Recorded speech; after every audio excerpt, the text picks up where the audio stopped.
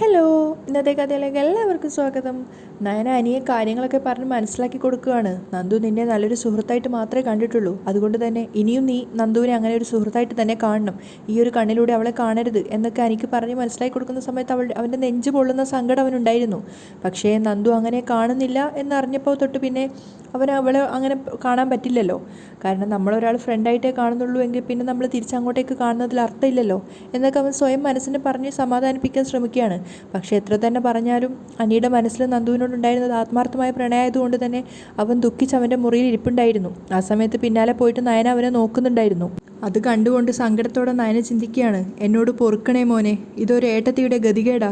എനിക്കും എൻ്റെ ചേച്ചിക്കും സംഭവിച്ച ദാമ്പത്യ തകർച്ച നിനക്കും നന്ദുവിനും വരാതിരിക്കാൻ ഇതല്ലാതെ എൻ്റെ മുന്നിൽ മറ്റു മാർഗമൊന്നുമില്ല. അതേസമയം അനാമികയുടെ വീട്ടിൽ അവളും അവളുടെ ഡാഡിയും കൂട്ടിയിട്ട് രാത്രിയത്തെ ഡിന്നർ കഴിച്ചുകൊണ്ടിരിക്കുകയാണ്. തൊട്ടടുത്ത് തന്നെ അമ്മയും ഉണ്ട്. അനാമികയുടെ മുഖം കാണുന്ന സമയത്ത് അവളുടെ ഡാഡി പറയുന്നുണ്ട്, മോളെ, ഇനിയിപ്പോൾ എന്തൊക്കെ സംഭവിച്ചാലും നിശ്ചയിച്ച മുഹൂർത്തത്തിൽ തന്നെ നിങ്ങൾ തമ്മിലുള്ള വിവാഹം നടക്കണം. ഒരു കാരണവശാലും അത് തെറ്റിപ്പിരിഞ്ഞു പോവാൻ പാടില്ല. അതെന്തുകൊണ്ടാണെന്ന് നിനക്കറിയാലോ. അനാമിക അതിന് മറുപടിയൊന്നും പറയുന്നില്ല. അതേസമയം അവളുടെ അമ്മയും പറയുന്നുണ്ട്, മോളെ, നമ്മളൊന്ന് താഴ്ന്നു കൊടുത്താൽ, ഇത്തിരി വിട്ടുവീഴ്ച ചെയ്തു കൊടുത്താൽ നമുക്കാ മോളെ ലാഭം, അല്ലാതെ അവർക്കൊന്നുമല്ല. അനന്തപുരി തറവാട്ടിൽ കയറിപ്പറ്റാൻ ഈ നാട്ടിലെ വലിയ വലിയ ആൾക്കാരൊക്കെ മത്സരിക്കുന്ന സമയത്താ നീ അനിയെ പരിചയപ്പെടുന്നതും എൻ്റെ നിർദ്ദേശപ്രകാരം ആ വീട്ടിലേക്ക് ഇടിച്ചു കയറി ചെല്ലുന്നതും. അതിനുശേഷം എല്ലാം പെട്ടെന്നായിരുന്നു. അനിയുടെ മുത്തശ്ശൻ ഇങ്ങോട്ടേക്ക് വന്നപ്പോൾ വാക്കുറപ്പിക്കാനൊക്കെ ഞാൻ ധൃതി കാട്ടിയത് നിനക്ക് ഓർമ്മയുണ്ടല്ലോ. അതൊക്കെ നിനക്ക് കിട്ടാൻ പോകുന്ന വലിയൊരു ബന്ധം മുന്നിൽ കണ്ടുകൊണ്ട് തന്നെയാണ്. വലിയ വലിയ വീട്ടിലെ ആൺകുട്ടികൾക്കൊക്കെ ഇതുപോലുള്ള പ്രണയവും ചില ഫ്രണ്ട്ഷിപ്പും ഒക്കെ ഉണ്ടാവും. അതൊന്നും കാര്യാക്കണ്ട. വിവാഹശേഷം നിന്റെ ഭർത്താവ് എങ്ങനെ പോകുന്നു മാത്രം നീ നോക്കിയാൽ മതി. ആ സമയത്ത് അനാമിക പറയുന്നുണ്ട്, അവളുടെ ചേച്ചി വന്ന് അങ്ങനെയൊക്കെ സംസാരിച്ചെങ്കിലും അവളുണ്ടല്ലോ, ആ നന്ദു, അവളൊരു കാഞ്ഞ വിത്താ. രണ്ട് ചേച്ചിമാർക്കും ഒപ്പം അവൾക്കും അനന്തപുരിയിൽ കയറണം. അവളതിനെ പരമാവധി ശ്രമിച്ചു. അതെനിക്ക് നന്നായിട്ടറിയാം. അപ്പം അനാമികയുടെ അമ്മ പറയുന്നുണ്ട്, നിന്റെ അനിയുടെ വിവാഹശേഷം ഒരു കാരണവശാലും നീ അവളെ അനന്തപുരിയിലേക്ക് കയറ്റരുത്. ഇനി കയറിയാൽ തന്നെ അനിയിൽ നിന്നും അവൾ അകലം പാലിക്കുന്നുണ്ടോ എന്ന് നീ ഉറപ്പുവരുത്തണം. അതുപോലെ തന്നെ ഈ നന്ദുവിൻ്റെ ചേച്ചിമാരുടെ ചരിത്രമൊക്കെ നിനക്കറിയാലോ. അവളുമാരെങ്ങനെയാണ് അവിടുത്തെ മരുമക്കളായതെന്നും അറിയാലോ. അതുകൊണ്ട് നിന്നെയാണ് അവർ കൈവെള്ളയിൽ കൊണ്ടു നടക്കാൻ പോകുന്നത്. ആ അവസരം നീ മുതലാക്കണം. അതുപോലെ തന്നെ അവളുടെ അച്ഛനും പറയുന്നുണ്ട്, അതൊക്കെ സാധിക്കണമെങ്കിൽ ആദ്യം നിനക്ക് അകത്ത് കയറാൻ പറ്റണം. അതുകൊണ്ട് നീ അനാവശ്യമായിട്ട് അനിയുമായിട്ട് തല്ലുണ്ടാക്കാതെ അവൻ എത്ര അകലാൻ ശ്രമിച്ചാലും നീ അവൻ്റെ ഹൃദയത്തിലേക്ക് ആഴ്ന്നിറങ്ങണം. ഈ ബന്ധം നിനക്ക് കിട്ടിയ ലോട്ടറിയാ. ആ ബന്ധത്തോടെ മുന്നോട്ടേക്ക് പോയാൽ മറ്റൊന്നും ഒരു പ്രശ്നമല്ല. അച്ഛൻ്റെ അമ്മയുടെ ഉപദേശം കേൾക്കുന്ന സമയത്ത് അനാമികയും പറയുന്നുണ്ട്, ശരി, ബാക്കിയെല്ലാം ഞാൻ യുക്തി പോലെ ചെയ്തോളാം. അനാമിക പോയതിനു ശേഷം അദ്ദേഹം ഭാര്യയോട് പറയുന്നുണ്ട്, മൂർത്തീസ് ജ്വല്ലറിയിലെ പയ്യനുമായിട്ടുള്ള വിവാഹം നടന്നു കഴിഞ്ഞാൽ നമ്മുടെ നിലവാരവും അതിനനുസരിച്ച് ഉയരും. അനാമിക നേരെ അനിയെ വിളിക്കുകയാണ്. അവനെ വിളിച്ചൊന്ന് പ്രശ്നമൊക്കെ പരിഹരിക്കാം എന്നൊരു ആറ്റിറ്റ്യൂഡിൽ. അതേസമയം അനി ഇങ്ങനെ അനാമികയുടെ കോള് നോക്കി നിന്നിട്ട് അവൻ വിചാരിക്കുന്നുണ്ട്, ഇനി ഏതായാലും അവളോട് പരിഭവം കാണിച്ചിട്ട് കാര്യമില്ല. നാളെ അവൾ എൻ്റെ ഭാര്യ ആവേണ്ടവളാ. അതുകൊണ്ട് തന്നെ അനി കോൾ അറ്റൻഡ് ചെയ്യാണ്. ഹലോ അനാമികേ. അനാമിക കോൾ എടുത്തപ്പോൾ തന്നെ പറയുന്നുണ്ട്, എടാ സോറി, ഞാൻ നിന്നെ വല്ലാതെ തെറ്റിദ്ധരിച്ചു. അത് പിന്നെ എന്നെ മാത്രം കുറ്റം പറഞ്ഞിട്ടും കാര്യമില്ല. ഞാൻ കല്യാണം കഴിക്കാൻ പോകുന്ന പയ്യൻ എന്നെക്കാളും കൂടുതൽ മറ്റൊരു പെൺകുട്ടിക്ക് ഇമ്പോർട്ടൻസ് കൊടുക്കുമ്പോൾ ഏത് പെൺകുട്ടിക്കും തോന്നുന്നത് പോലുള്ളൊരു പരിഭവേ എനിക്കും തോന്നിയിട്ടുള്ളൂ. അതൊക്കെ കേൾക്കുമ്പോൾ അനിയും പറയുന്നുണ്ട്, ഞാൻ കുറച്ചുകൂടി നിന്റെ ഭാഗത്ത് നിന്ന് ചിന്തിക്കണമായിരുന്നു. അപ്പം അനാമിക പറയാണ്, അതൊന്നും സാരയില്ല. നിന്റെ ഫ്രണ്ടാ നന്ദു. ആ ഫ്രണ്ട്ഷിപ്പ് ഒഴിവാക്കണമെന്ന് എനിക്കെന്നല്ല ആർക്കും പറയാനുള്ള അവകാശമില്ല. പ്രത്യേകിച്ചും നമ്മുടെ വിവാഹം കഴിയുന്നതിന് മുമ്പ്. അതുമാത്രമല്ല, ഞാൻ നിന്റെ മേൽ ഒരുപാട് സ്വാതന്ത്ര്യം എടുത്തു, അധികാരം കാണിച്ചു. അത് എനിക്ക് നിന്നെ ഒരുപാട് ഇഷ്ടമായതുകൊണ്ടാണ്. നിന്നെ കാണുന്നതിന് മുമ്പ് നിന്റെ കവിതകളെ സ്നേഹിച്ചവളാ ഞാൻ. അപ്പം അനിയും പറയുന്നുണ്ട്, അതുകൊണ്ടാണല്ലോ നമ്മുടെ ബന്ധം ഇപ്പം വിവാഹം വരെ എത്തിയത്. നിനക്കെന്നോട് പിണക്കൊന്നുമില്ലല്ലോ. ഏയ് ഇല്ല. നിനക്കോ? ഇല്ല. ഇനി കാണുമ്പോൾ നമുക്ക് പരസ്പരം തല്ലുകൂടാതെ സ്നേഹിച്ച് പരസ്പരം മനസ്സിലാക്കി മുന്നോട്ട് പോകാൻ ശ്രമിക്കാം. അനാമിക പറയാണ്. അതിനുശേഷം അവൾ അനിയോട് ചോദിക്കുന്നുണ്ട്. അനിയും പറയുന്നുണ്ട്, ഞാനിനി നിന്നെ പരമാവധി വിഷമിപ്പിക്കാതിരിക്കാൻ വേണ്ടി ശ്രദ്ധിച്ചോളാം. അങ്ങനെ പ്രണയത്തോടു കൂടി തന്നെയാണ് അവർ ആ കോള് അവസാനിപ്പിക്കുന്നത്. രാത്രിയായപ്പോൾ ഡിന്നറിന് പോകാൻ വേണ്ടി റെഡിയാവുകയാണ് ആദർശും നയനയും. അതേസമയം നയന ചുറ്റിയിട്ട് വന്നിട്ടുണ്ടായിരുന്ന സാരി കണ്ടപ്പോൾ ആദർശം ഒത്തിരി സന്തോഷമാവുകയാണ്. അവൻ വാങ്ങിച്ചു കൊടുത്ത സാരിയാണ്. അപ്പോൾ മനസ്സിൽ ചിന്തിക്കുന്നുണ്ട്, ഈ സാരിയിൽ ഇവളെ കാണാൻ നല്ല ഭംഗിയുണ്ട്. ഈ സാരി എങ്ങനെ, ഇഷ്ടപ്പെട്ടോ? അപ്പം നയന പറയാണ്, തരക്കേടില്ല, എന്നാലും കൊള്ളാം എന്ന് പറയരുത്. എനിക്കിഷ്ടപ്പെട്ടു, നയന പറയാണ്. എന്നാലേ എനിക്കത്ര ഇഷ്ടപ്പെട്ടിട്ടില്ല, ആദർശ് തിരിച്ചു പറയുന്നുണ്ട്. ഈ ഷർട്ടോ? ആദർശ് ചോദിക്കുന്നുണ്ട്. അയ്യോ, ഇത് ഞാൻ വാങ്ങി തന്ന ഷർട്ടല്ലേ? നയന ചോദിക്കുകയാണ്. ആണോ? അത് ഞാനത്ര നോക്കിയില്ല. അങ്ങനെ നോക്കിയില്ലേ പിന്നെ ഇഷ്ടപ്പെട്ടില്ല എന്ന് പറഞ്ഞതോ? അത് ഈ ഷർട്ട് ഞാൻ അങ്ങ് എടുത്തിട്ടു, അത്രയേ ഉള്ളൂ. അങ്ങനെ ബുദ്ധിമുട്ടി ഇടണമെന്നൊന്നുമില്ല. നയന ദേഷ്യത്തോടെ പറയാണ്. എന്തായാലും ഇപ്പം എടുത്തിട്ടു പോയില്ലേ, ഇനി ഊരാനൊന്നും വയ്യ. എന്നെ അംഗീകരിക്കാൻ വലിയ മടിയാണല്ലേ? എന്നാലും അംഗീകരിക്കുന്നവരുണ്ട്, അത് കണ്ട് സന്തോഷിക്കാറുമുണ്ട്. അപ്പം ആദർശ് ചോദിക്കുകയാണ്, മനസ്സിലായില്ല? അല്ല, എൻ്റെ ഡിസൈന് മറ്റുള്ളവർ പുകഴ്ത്തി പറയുമ്പോൾ അത് കൊള്ളില്ല എന്നൊന്നും പറയാറില്ലല്ലോ. അപ്പം ചമ്മിക്കൊണ്ട് ആദർശ് പറയാണ്, നല്ലതിനെ നല്ലതെന്ന് പറയണല്ലോ, അതാണ് ആണത്തം. അപ്പം ആദർശ് ചോദിക്കുന്നുണ്ട്, എന്ന് വെച്ചാ എനിക്ക് ആണത്തം ഇല്ലാന്നാണോ? വഴക്കിട്ടുകൊണ്ട് പുറത്തേക്ക് പോവാനേ എനിക്ക് താല്പര്യമില്ല. നയന പറയാണ്, നീയേ നിന്റെ സ്വഭാവം കുറച്ച് നിയന്ത്രിക്കണം. എനിക്ക് നല്ല നിയന്ത്രണമൊക്കെ ഉണ്ട്, അതില്ലാത്തവരെ അതിനെക്കുറിച്ച് ചിന്തിച്ചാൽ മതി. നയനയും വിട്ടുകൊടുക്കുന്നില്ല. പെട്ടെന്ന് ആദർശ് പറയാണ്, അല്ല നിനക്ക് ഈ സാരി ഇഷ്ടപ്പെട്ടെങ്കിലേ ഒരു 2-3 കൊണ്ടുവരാൻ പറയാം. എനിക്കിപ്പം തന്നെ ആവശ്യത്തിൽ കൂടുതൽ സാരിയുണ്ട്, പിന്നെ എന്തിനാ വെറുതെ പൈസ കളയുന്നേ? നീ ഒരുപാട് ഡിസൈൻസ് ഒക്കെ ചെയ്തു തന്നതല്ലേ, അപ്പോൾ അതിൻ്റെ സന്തോഷത്തിന് എന്തെങ്കിലുമൊക്കെ തരണ്ടേ? പിന്നെ ഓണമൊക്കെ വരികയല്ലേ. ആദർശിൻ്റെ ആ ഒരു പ്രണയം നയനക്ക് മനസ്സിലാവുന്നുണ്ടായിരുന്നു. അതിനുശേഷം അവനൊരു പെർഫ്യൂം എടുത്തിട്ട് അവൾക്കും അതിൻ്റെ സ്പ്രേ ചെയ്ത് കൊടുക്കുകയാണ്. എങ്ങനെയുണ്ട് എന്നൊക്കെ ചോദിക്കുമ്പോൾ നയനയും പുഞ്ചിരിച്ചുകൊണ്ട് പറയുന്നുണ്ട്, നന്നായിട്ടുണ്ട്. അതിനുശേഷം ആദർശ് ചോദിക്കുകയാണ്, അല്ല പുറത്തേക്ക് പോകുമ്പോൾ നിനക്ക് എന്തെങ്കിലും പ്രത്യേകിച്ച് ആഗ്രഹമുണ്ടോ? എവിടെയെങ്കിലും പ്രത്യേകിച്ച് പോകണമെന്നോ, എന്തെങ്കിലും ഇഷ്ടപ്പെട്ട ഫുഡ് കഴിക്കണമെന്നോ, അങ്ങനെ എന്തെങ്കിലും? അപ്പം നയന അറിയാം, ആ എനിക്കങ്ങനെ ഒരു ആഗ്രഹമുണ്ട്. പറ. പോകുന്നത് പോലെ തന്നെ തിരിച്ചു വരണമെന്ന്, അടിയും വഴക്കൊന്നും ഇല്ലാതെ. അതെ, നീ ശ്രദ്ധിച്ചാൽ മതി, വാ എന്ന് പറഞ്ഞുകൊണ്ട് നയനയും കൂട്ടിക്കൊണ്ട് താഴേക്ക് വരുന്ന സമയത്ത് ദേവയാനിയും ജയനും അവിടെ ഹാളിൽ ഇരിപ്പുണ്ടായിരുന്നു. ജയൻ എന്തൊക്കെയോ ഫയലൊക്കെ നോക്കിക്കൊണ്ടിരിക്കുകയാണ്. ദേവയാനിയാണെങ്കിൽ ദേഷ്യത്തോടെയാണ് ഇരിക്കുന്നത്. ദേവയാനിയെ കണ്ടതും സ്റ്റെപ്പിൻ്റെ മുകളിൽ എത്തിയപ്പോൾ തന്നെ രണ്ടുപേരും തിരിച്ച് നടക്കുകയാണ് മുകളിലേക്ക്. അപ്പം ജയൻ വിളിക്കുന്നുണ്ട്, എന്താണ് അവിടെ വരെ എത്തിയിട്ട് തിരിച്ചു പോകുന്നത്? നിങ്ങൾ എങ്ങോട്ടൊക്കെ പോകാൻ ഇറങ്ങിയതല്ലേ? അപ്പോൾ ആദർശ് അമ്മ കേൾക്കാൻ വേണ്ടി പറയാണ്, അല്ല ഇവൾക്ക് എന്തൊക്കെയോ സാധനങ്ങൾ വാങ്ങിക്കണമെന്ന് പറഞ്ഞിട്ടുണ്ടായിരുന്നു, അതിന് വന്നതാ. അപ്പം ഞാൻ വെറുതെ പറയും, ഞാനറിയും, അയ്യോ കള്ളം പറയല്ലേ, ആദർശിട്ടനല്ലേ നമുക്കൊന്ന് രാത്രി പുറത്ത് ചുറ്റിയിട്ട് വരാമെന്ന് പറഞ്ഞത്. അപ്പോൾ ദേവയാനിയും പറയുന്നുണ്ട്, ആരാ കള്ളം പറയുന്നതെന്ന് ആർക്കറിയാം? എന്തായാലും ശരി, ഇവൾക്ക് പുറത്തുനിന്ന് സാധനം വാങ്ങിക്കണമെങ്കിൽ അത് പകലായിക്കൂടെ, ഈ രാത്രി പോണോ?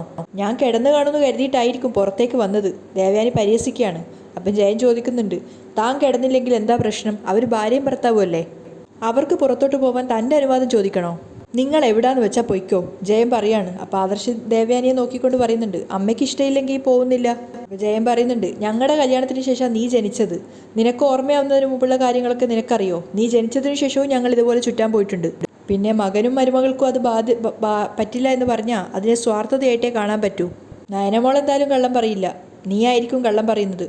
അമ്മയെ പേടിച്ചിട്ട് ഇനി ആ പോക്ക് നീ ക്യാൻസലാക്കിയ സാധാരണ പെൺകുട്ടികളാണെങ്കിൽ അത് ഒരുപാട് വിഷമമുണ്ടാക്കും. പിന്നെ ഇവിടെ മരുമകളും അമ്മായിയമ്മയെ പേടിച്ചിട്ടാണല്ലോ കഴിയുന്നത്, അത് ശീലമായി കഴിഞ്ഞല്ലോ. ശരിക്കും പറഞ്ഞാൽ ഇവിടെ ഒരു പ്രശ്നം ഉണ്ടാവാത്തത് നയനമോളുടെ നല്ല മനസ്സുകൊണ്ടാണ്, അല്ലാതെ നിൻ്റെ അമ്മയല്ല അതിനെ പുകഴ്ത്തേണ്ടത്. മോൾ ഒരുപാട് താഴുന്നുണ്ട്, അതിനനുസരിച്ച് പലരും മോളെ ഇടിച്ചു താഴ്ത്താൻ ശ്രമിച്ചുകൊണ്ടിരിക്കുക. ഇനി അത് വേണ്ട, നീ ഇപ്പോൾ പോകണം നയനമോളെയും കൊണ്ട്. അപ്പോൾ ദേവയാനി ദേഷ്യത്തോടെ പറയാണ്, പറഞ്ഞത് കേട്ടില്ലേ, പോയിട്ട് വാ. ആദർശ നയനയെ വിളിക്കുകയാണ്. ആ സമയത്ത് നയന വീണ്ടും പറയുന്നുണ്ട്, ആദർശേട്ടാ അമ്മയ്ക്ക് ഇഷ്ടമില്ലെങ്കിൽ വേണ്ട. അപ്പോൾ ജയൻ ദേഷ്യത്തോടെ പറയാണ്, ഇതാണ് എനിക്കിഷ്ടമല്ലാത്തത്, നിങ്ങളിപ്പോൾ പുറത്തു പോകുന്നതാണ് എനിക്കിഷ്ടം. ആരുടെ ഇഷ്ടമാണ് ഇപ്പോൾ ഇവിടെ നടക്കുന്നതെന്ന് എനിക്കറിയണം. അയാൾ ദേഷ്യത്തോടെയാണ് പറയുന്നത്. അപ്പോൾ ആദർശ നയനയോട് പറയാണ്, നയനെ വാ നമുക്ക് പോയിട്ട് വരാം. അവർ രണ്ടുപേരും പുറത്തേക്ക് ഇറങ്ങിപ്പോയപ്പോൾ ദേവയാനി ജയനോട് ദേഷ്യത്തോടെ പറയുന്നുണ്ട്, എല്ലാവരും കൂടി എന്നെ തോൽപ്പിക്കുകയാണല്ലേ? ഒരിക്കലുമല്ല, താൻ സ്വയം തോറ്റുകൊണ്ടിരിക്കുക. സഹിക്കുന്നതിനൊരു പരിധിയുണ്ട് കേട്ടോ. അവർ ചിലപ്പോൾ സെക്കൻഡ് ഷോ കാണാനായിരിക്കും പോയത്, അല്ലെങ്കിൽ എവിടെയെങ്കിലും ഇരുന്ന് കാറ്റ് കൊള്ളാനായിരിക്കും. അപ്പോൾ ദേവയാനി സങ്കടത്തോട് പറയാണ്, പുറത്ത് നല്ല മഴയുണ്ട്. നമ്മുടെ കല്യാണം കഴിഞ്ഞ ശേഷം താൻ പറഞ്ഞത് എനിക്ക് ഓർമ്മയുണ്ടോ? ചെറിയ ചാറ്റൽ മഴയുള്ളപ്പോൾ കാറിലൊപ്പം എനിക്കൊപ്പം ഇരുന്ന് യാത്ര ചെയ്യാൻ നല്ല സുഖാണെന്ന്. താൻ അതൊക്കെ എന്നോട് പറഞ്ഞിട്ടുണ്ട്. ഒട്ടുമിക്ക പെൺകുട്ടികളും ഇതൊക്കെ ആഗ്രഹിക്കുന്നുമുണ്ട്. പിന്നെ അവർക്ക് മാത്രം എന്താ ഇതൊക്കെ നിഷേധിക്കുന്നത്? ജയൻ അങ്ങനെയൊക്കെ പറഞ്ഞു പോയെങ്കിലും ദേവയാനിക്ക് അതൊന്നും സഹിക്കാൻ പറ്റുന്നുണ്ടായിരുന്നില്ല. അവസാനം ജയൻ പറയുന്നുണ്ട്, വെറുതെ ഓരോ കുത്തിത്തിരിപ്പുണ്ടാക്കാൻ നിൽക്കാതെ അമ്മായി അമ്മയുടെ കടമ ചെയ്ത് മുന്നോട്ട് പോകാൻ നോക്ക്. ഒന്നിച്ച് കാറിൽ പോയിക്കൊണ്ടിരിക്കുമ്പോഴാണ് ചെറുതായിട്ട് മുല്ലപ്പൂ വിൽക്കുന്ന ഒരു കടയുടെ മുന്നിലെത്തിയപ്പോൾ ആദർശ് ചോദിക്കുന്നുണ്ട്, ഈ സമയത്തൊക്കെ മുല്ലപ്പൂ ഉണ്ടാവോ? എല്ലാവർക്കും മൂർത്തി ജ്വല്ലറിയെ പോലെ 8 മണിക്ക് കടയടച്ച് പോകാൻ പറ്റില്ലല്ലോ, അവർക്കൊക്കെ ജീവിക്കണ്ടേ. ഓ എങ്കിൽ പിന്നെ അവരെ ഒന്ന് സഹായിച്ചേക്കാം. 5 മുഴം മുല്ലപ്പൂ വാങ്ങിക്കുന്ന സമയത്ത് നയന ചോദിക്കുന്നുണ്ട്, എന്തിനും ഇത്രയധികം, ബാക്കി കാറിൽ വെക്കാനാണോ? അപ്പം ആദർശ് പറയുന്നുണ്ട്, ആ എന്തായാലും കുഴപ്പമില്ല, വാങ്ങിക്കാം. അതിനുശേഷം അയാൾക്ക് പണം കൊടുത്തപ്പോൾ അയാൾ ബാക്കി കൊടുക്കുമ്പോൾ ആദർശ് വിലക്കുകയാണ്, വേണ്ട അത് നിങ്ങൾ വെച്ചോ. അതൊക്കെ നയനക്ക് ഒത്തിരി സന്തോഷം ഉണ്ടാക്കിയ കാര്യമായിരുന്നു. ഈ പൂവ് തലയിൽ വെച്ചാലും കാറിൽ വെച്ചാലും ഒരേ സുഗന്ധ എന്ന് പറഞ്ഞുകൊണ്ട് നയനയുടെ തലയിൽ അത് വെച്ചു കൊടുക്കുകയാണ്. അപ്പം നയന ചോദിക്കുന്നുണ്ട്, തിരിച്ചു ചെല്ലുമ്പോൾ മുത്തശ്ശൻ ഉണർന്നിരിക്കുകയാണെങ്കിൽ ഭാര്യയ്ക്ക് മുല്ലപ്പൂവൊക്കെ വാങ്ങിച്ചു കൊടുത്തു എന്ന് മുത്തശ്ശനെ കാണിക്കാൻ വേണ്ടിയിട്ടല്ലേ ഇപ്പോൾ മുല്ലപ്പൂ വാങ്ങിത്തന്നത്? നീ എന്താ അങ്ങനെ പറഞ്ഞത്? അല്ലാതെ ഇഷ്ടം കൊണ്ട് വാങ്ങിത്തരില്ലല്ലോ. നയന ചോദിക്കുകയാണ്. അപ്പോൾ ആദർശ് പറയുന്നുണ്ട്, ഇനി എന്തെങ്കിലും കഴിക്കണ്ടേ? അതിന് നമ്മൾ വീട്ടിൽ നിന്ന് കഴിച്ചിട്ടല്ലേ ഇറങ്ങിയത്. എങ്കിലും പുറത്തുനിന്ന് എന്തെങ്കിലുമൊക്കെ ഒന്നിച്ച് കഴിക്കുന്നത് നിനക്ക് ഇഷ്ടമല്ലേ? അതൊക്കെ ഏത് പെൺകുട്ടിയെ ഇഷ്ടപ്പെടാത്തത്? നയന പ്രണയത്തോടെ പറയുകയാണ്. അപ്പോൾ ആദർശ് പറയുന്നുണ്ട്, നീ ഇടയ്ക്ക് ഡ്രൈവിംഗ് പഠിച്ചായിരുന്നല്ലോ, നിനക്ക് ഡ്രൈവ് ചെയ്യണോ? അയ്യോ വേണ്ട, വെറുതെ എന്തിനാ ആൾക്കാരെ കൊല്ലുന്നത്? കൊല്ലാനാണോ വണ്ടി പഠിക്കുന്നത്? ആദർശ് ചിരിക്കുകയാണ്. അപ്പം നയന പറയുന്നുണ്ട്, എനിക്ക് ഇത്രയും വലിയ വണ്ടിയൊന്നും ഓടിക്കാൻ പറ്റില്ല, അതൊക്കെ പഠിക്കണം. മൂർത്തി ജ്വല്ലറിയുടെ എം ഡിയുടെ ഭാര്യയ്ക്ക് വണ്ടി ഓടിക്കാൻ അറിയില്ലെന്ന് പറയുന്നത് നാണക്കേടല്ലേ? അതേസമയം അനന്തപുരിയിൽ അബിയുടെ ഫോണിലേക്ക് ഒരു കോൾ വരികയാണ്. വിളിച്ചത് നിർമ്മലായിരുന്നു. ഏതോ നമ്പറിൽ നിന്നാണ് അവൻ വിളിക്കുന്നത്. അപ്പോൾ അബി ചോദിക്കുന്നുണ്ട്, ഇതാ നമ്പർ എന്ന്. ഇങ്ങനെ ഇടയ്ക്കിടയ്ക്ക് ഇപ്പം നമ്പർ മാറ്റിക്കൊണ്ടിരിക്കലാണ് എൻ്റെ പണി. എൻ്റെ ജീവിതം ആകെ താറുമാറായിരിക്കുക. ഞാൻ നിന്നെ വിളിച്ചത് ഇപ്പോൾ അതിന് വേണ്ടിയിട്ടല്ല. എനിക്കൊരു 10 ലക്ഷം രൂപ വേണം. 10 ലക്ഷം രൂപയോ? ആ, അത്യാവശ്യമാണ്, വേണം എന്നൊക്കെ പറയുമ്പോൾ അബി പറയുന്നുണ്ട്, നീ വിഷമിക്കാതിരിക്കടാ, ഒക്കെ ശരിയാക്കാം. നീ എൻ്റെ സമാധാനിപ്പിക്കൽ കേൾക്കാനല്ല ഞാൻ വിളിച്ചത്. എനിക്ക് 10 ലക്ഷം രൂപ അത്യാവശ്യമാണ്. ഞാൻ അത്യാവശ്യം നന്നായിട്ട് ജീവിച്ചുകൊണ്ടിരിക്കുമ്പോഴാണ് ഇടയിൽ നീ കയറി വന്നത്. നിൻ്റെ ജീവിതത്തിൽ ഓരോരോ കാര്യങ്ങൾ ചെയ്യാൻ വേണ്ടിയിട്ട് എനിക്കിപ്പോൾ നിലനിൽപ്പില്ലാത്ത അവസ്ഥയാണ്. എനിക്ക് രാജ്യം വിട്ടു പോകണം. അതിന് വേണ്ടിയിട്ടാണ് ഞാൻ ഈ പണത്തിന് ചോദിക്കുന്നത്. അപ്പം അത് ശരിയാക്കി തരാമെന്നൊക്കെ അബി പേടിയോടുകൂടിയാണെങ്കിലും പറയുന്നുണ്ട്. കാരണം അല്ലാത്ത പക്ഷമാണെങ്കിൽ നിർമ്മല ഭീഷണിപ്പെടുത്തുകയാണ്. ഞാൻ നാട്ടിൽ വന്നിട്ട് കാര്യങ്ങളൊക്കെ തകിടം മറിക്കുമെന്നൊരു രീതിയിൽ. നീ എന്നെ ഭീഷണിപ്പെടുത്തുകയാണോ? അതെ, അങ്ങനെ തോന്നിയെങ്കിൽ അങ്ങനെ തന്നെ. നീ ഇനി ഇങ്ങനെ ആയിരിക്കില്ല, ഞാൻ നേരിട്ട് വരും. ചിലപ്പോൾ പോലീസിൽ പിടികൊടുക്കുകയും ചെയ്യും. അതുകൊണ്ട് ആലോചിച്ചോ. നിർമ്മൽ കോള് കട്ട് ചെയ്തിട്ട് പോവാണ്. അപ്പം ഹലോ ഹലോ ഹലോ അബി ഇങ്ങനെ ചോദിച്ചുകൊണ്ടിരിക്കുന്നത്. അത് കേട്ടുകൊണ്ടാണ് നവ്യ അങ്ങോട്ടേക്ക് വരുന്നത്. നീ ആരോടെ ഈ സംസാരിക്കുന്നേ? ഞാൻ ആരോട് സംസാരിച്ചാലും നിനക്കെന്താ? അതിന് നീ എന്തിനാ ഇങ്ങനെ ചൂടാവുന്നേ? പിന്നെ നീ എന്തിനാ ഇപ്പം ഇങ്ങനെ ഒരു ചോദ്യമായിട്ട് ഇങ്ങോട്ടേക്ക് വന്നത്? അതിന് ഞാൻ അനാവശ്യമായിട്ടൊന്നും ചോദിച്ചില്ലല്ലോ. നിനക്ക് കുറച്ച് ദിവസമായിട്ട് ഈ ഭയവും പേടിയൊക്കെ ഉണ്ട്. എൻ്റെ കാമുകൻ എന്ന് പറഞ്ഞൊരുത്തം വന്നല്ലോ, അവനെ പോലീസ് അന്വേഷിക്കുന്നു എന്ന് അറിഞ്ഞ പിന്നെ നീ വാലിൽ തീ പിടിച്ചതുപോലെ നടക്കുക. അപ്പം അഭി ചോദിക്കുന്നുണ്ട്, അതിന് ഞാനെന്തിനാണ് ടെൻഷനാവുന്നേ? എനിക്ക് അവനുമായിട്ട് യാതൊരു ബന്ധവും ഇല്ലല്ലോ. അതൊക്കെ അവനെ കണ്ടുകിട്ടിയാലല്ലേ പറയാൻ പറ്റൂ. നവ്യ അർത്ഥം വെച്ചുകൊണ്ട് പറയാണ്. അപ്പം അഭി ചോദിക്കുന്നുണ്ട്, അതിനർത്ഥം ഞാൻ വാടകയ്ക്ക് ഒരുത്തനെ എടുത്തിട്ട് എൻ്റെ ഭാര്യയെ മോശക്കാരനാക്കാൻ ശ്രമിച്ചു എന്നാണോ നീ പറഞ്ഞുകൊണ്ട് വരുന്നത്? അതാ ഞാൻ പറഞ്ഞേ, അത് അവനെ കിട്ടിയാലേ തെളിയുള്ളൂ എന്ന്. തെളിയാനൊന്നുമില്ലടി, നിനക്ക് അവനെ അറിയാലോ. നിന്റെ കോളേജ് മേറ്റല്ലേ അവൻ. അങ്ങനെയുള്ള അവനെ ഞാനെങ്ങനെയാണ് സ്വാധീനിക്കുന്നത്? നീ അവനെ സ്നേഹിച്ചിട്ടില്ലെങ്കിലും നിന്റെ പുറകെ അവൻ നടന്നിട്ടുണ്ടെന്നല്ലേ നീ തന്നെ പറയുന്നത്. അങ്ങനെയുള്ളപ്പോൾ ഞാനെന്തിനാ അവനെ വിലക്കെടുക്കുന്നത്? അതുകൊണ്ട് എനിക്കെന്ത് വെച്ചാ ഉള്ളത്? അപ്പം നവ്യ പറയാണ്, നിന്റെ എല്ലാ ചോദ്യത്തിനുള്ള മറുപടി അവനെ പിടിച്ചു കഴിയുമ്പോൾ കിട്ടും. എൻ്റെ ഫോട്ടോസെല്ലാം നിന്റെ കയ്യിൽ വന്നേ പിന്നെ ഞങ്ങൾക്ക് എല്ലാവർക്കും നിന്നെ സംശയമുണ്ട്. അപ്പം അഭി പറയാണ്, ആര് വേണമെങ്കിലും എന്നെ സംശയിച്ചോട്ടെ, പക്ഷേ എൻ്റെ ഭാര്യ എന്തിനാ അവർക്കൊപ്പം നിൽക്കുന്നത്? നിന്നെക്കുറിച്ച് നല്ലത് പറയാൻ നിന്റെ ഭാര്യയായി എനിക്ക് ഒന്നും തന്നെ ഇല്ലാത്തതുകൊണ്ട് തന്നെ നീ എന്നെ ഒഴിവാക്കാൻ പലവട്ടം ശ്രമിച്ചതാ. അപ്പം അഭിയും വിട്ടുകൊടുക്കുന്നില്ല. പാഡ് കെട്ടി ഗർഭിണിയാണെന്ന് പറഞ്ഞു നടന്നവളെ ഈ വീട്ടിലുള്ളവരല്ലാതെ വേറെ ആരെങ്കിലും സ്വന്തം വീട്ടിൽ താമസിപ്പിക്കുമോ? അപ്പം നവ്യ ദേഷ്യത്തോടെ പറയുന്നുണ്ട്, ഞാൻ അങ്ങനെ പാഡ് കെട്ടിവെച്ചിട്ടുണ്ടെങ്കിലേ അതിൻ്റെ കാരണവും നിനക്കറിയാം. പിന്നെ അത് ആവർത്തിച്ചുകൊണ്ടിരിക്കാൻ എനിക്ക് പറ്റില്ല. എന്തായാലും നീ ഇപ്പോൾ ആരെയോ ഭയക്കുന്നുണ്ട്. അതിനി ആ ഫ്രോഡ് നിർമ്മലിനെ ആവാതിരുന്നാൽ നല്ലത്. നവ്യ ഒരു വാണിംഗ് കൊടുത്തിട്ടാണ് പോകുന്നത്. അതുകൊണ്ട് തന്നെ അഭിക്ക് നല്ല പേടിയുണ്ടായിരുന്നു. അവിടെയാണ് ഇന്നത്തെ എപ്പിസോഡ് വൈൻഡപ്പ് ചെയ്യുന്നത്.